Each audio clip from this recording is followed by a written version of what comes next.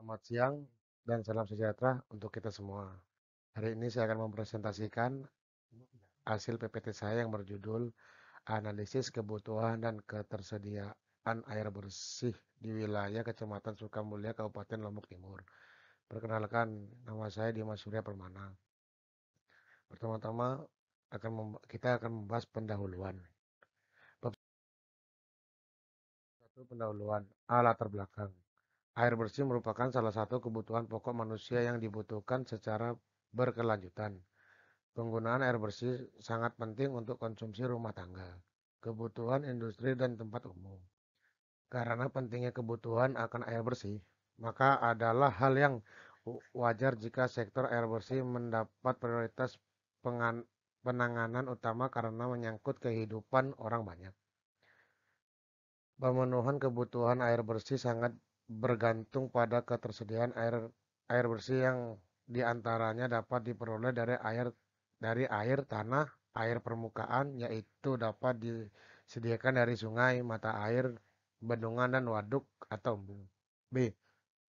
Rumusan masalah. Berdasarkan uraian latar belakang di atas, dapat dirumuskan masalah sebagai berikut. 1.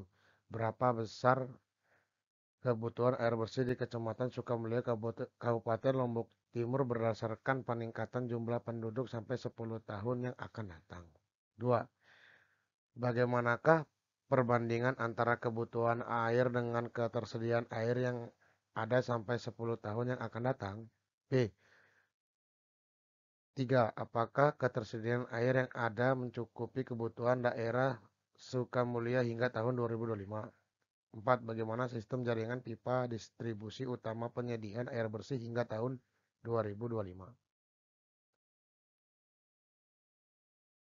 C. Catat batasan masalah.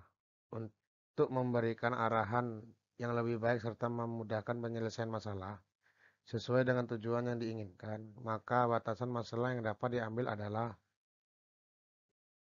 1. Analisis kebutuhan air bersih di Kecamatan Sukamulya dihitung berdasarkan pertumbuhan penduduk sampai tahun 2025. 2.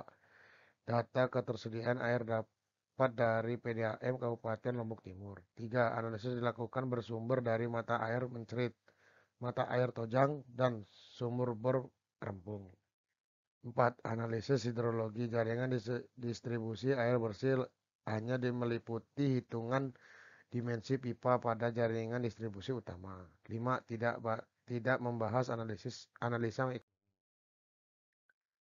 D. Tujuan penelitian.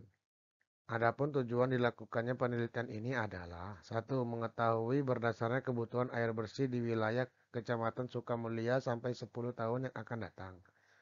2. Mengetahui perbandingan antara kebutuhan air masyarakat dengan ketersediaan air yang ada sampai tahun 2025. 3.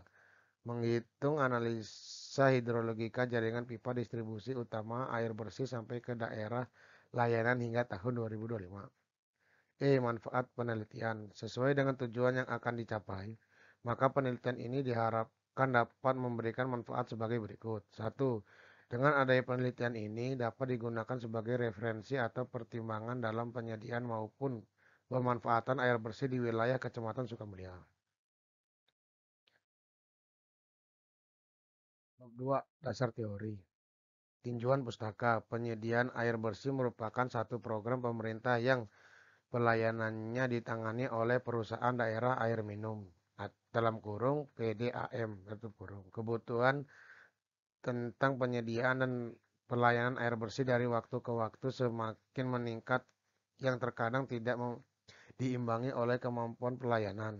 Peningkatan kebutuhan ini disebabkan oleh peningkatan jumlah penduduk, peningkatan derajat kehidupan warga, serta perkembangan kawasan pelayanan ataupun hal-hal yang berhubungan dengan peningkatan kondisi sosial ekonomi warga yang dibarengi dengan peningkatan jumlah kebutuhan air per kapita.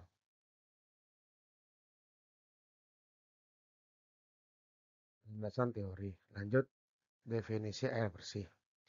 Air bersih secara umum diartikan sebagai air yang layak untuk dijadikan air baku bagi air minum. Dengan kelayakan ini terkandung pula pengertian layak untuk mandi, cuci tangan, dan kakus. Sebagai air yang layak untuk diminum, tidak diartikan bahwa air bersih itu dapat diminum langsung. Artinya masih perlu dimasak atau direbus hingga mendidih. Secara terperinci, Kementerian Kesehatan mempunyai definisi tentang air bersih. Air bersih adalah air yang digunakan untuk keperluan sehari-hari dan akan menjadi air minum setelah dimasak terlebih dahulu. Sebagai batasannya, air bersih adalah air yang memenuhi masyarakat bagi sistem penyediaan air minum. Adapun permasyarakat yang dimaksud adalah persyaratan dari segi kualitas air yang diliputi kualitas fisik, kimia, biologis, dan radiologis. Sehingga apabila komunikasi tidak menimbulkan efek samping. Sumber air bersih. Di sini kita berikan 3 poin, yaitu menurut Soemarto 1987, air yang dapat kita manfaat bagian dari daur hidrologi atau hidrologi Seskel dibagi menjadi 3 golongan sebagai berikut. Satu, air permukaan seperti danau, air rawa, air sungai, dan sebagainya. Dua, air tanah seperti mata air tanah dalam atau air tanah dangkal. Tiga, air atmosfer seperti hujan, es, atau salju.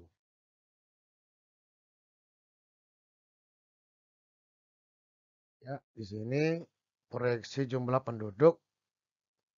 Dalam proyeksi jumlah penduduk di masa yang akan datang dapat diprediksikan berdasarkan laju pertumbuhan penduduk yang direncanakan relatif naik setiap tahunnya, atau adanya beberapa metode yang dapat digunakan dalam proyeksi jumlah penduduk, yaitu A. Metode geometrik atau PN sama dengan PO dalam kurung 1 plus in tutup kurung.